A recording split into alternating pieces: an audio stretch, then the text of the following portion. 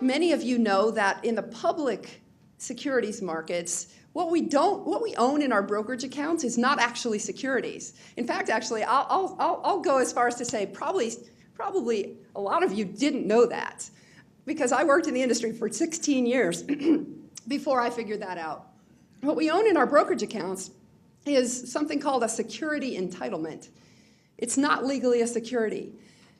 The security is legally owned by the DTC, which is the record owner of the security. And if you've ever worked on public offerings of securities, you know that the securities that are issued are something called a global security. And what shows up in the brokerage account is a derivative hanging off that global security. We don't actually own the securities in our brokerage accounts. And this dates back to the paperwork crisis of Wall Street in 1971. The SEC convened a conference and said, we can't keep up with the physical movement of paper stock certificates, so let's figure out a way to immobilize them, and let's figure out a way to have one certificate sitting in the DTC's vault, and everything else trades against that one certificate. So therefore, what we end up with is what's called the indirect or nominee model of ownership of securities in this country. We individuals are not the record owners of the securities in our brokerage accounts. So what we own is an IOU from our broker-dealer, who has an IOU to the custodian. I see heads nodding. Some people understand this, but it's amazing. If you didn't know this, don't worry about it. I didn't know this for 16 years, and I worked in the industry for 22. So the DTC is the record owner. So it goes from your broker-dealer to custodian to the DTC. Now, the DTC doesn't see. It's only the broker-dealer who sees who the record owner is. And that creates all kinds of problems. Right? If anything ever goes wrong at the DTC, and I'll tell you a case in a minute that will shock you, you as the individual security owner only have contractual privity with your broker-dealer, so you can't sue the DTC if something goes wrong.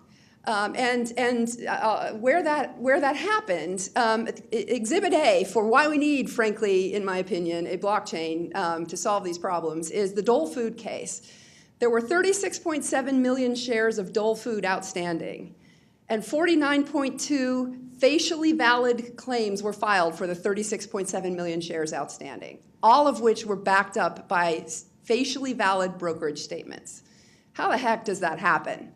36 million shares outstanding, only 49.2 seemingly valid claims for them.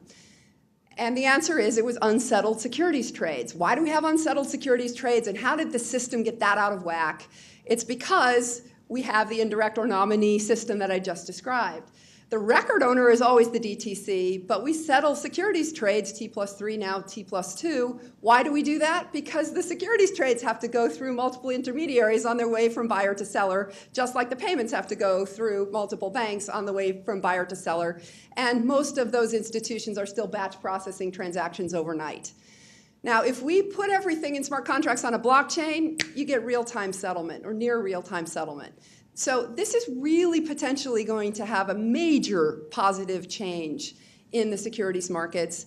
And what's fascinating to me as somebody who's worked in the markets for years is you didn't hear much of a peep out of the industry protesting going from T+3 to T+2 in September. And in fact, the SEC announced it in March. And at the time I thought, gosh, they're only giving the industry 6 months to get a major change implemented in the securities industry. But in fact, you didn't hear much of a peep because it's actually in the industry's interest to speed up settlement cycles. It used to be that the longer settlement cycles were, the more money the brokerage firms made, especially in securities lending. But the prime brokerage business has changed drastically since the financial crisis. The capital requirements have gone way up. So the incentive to settle trades faster has really improved, and therefore the industry didn't fight this.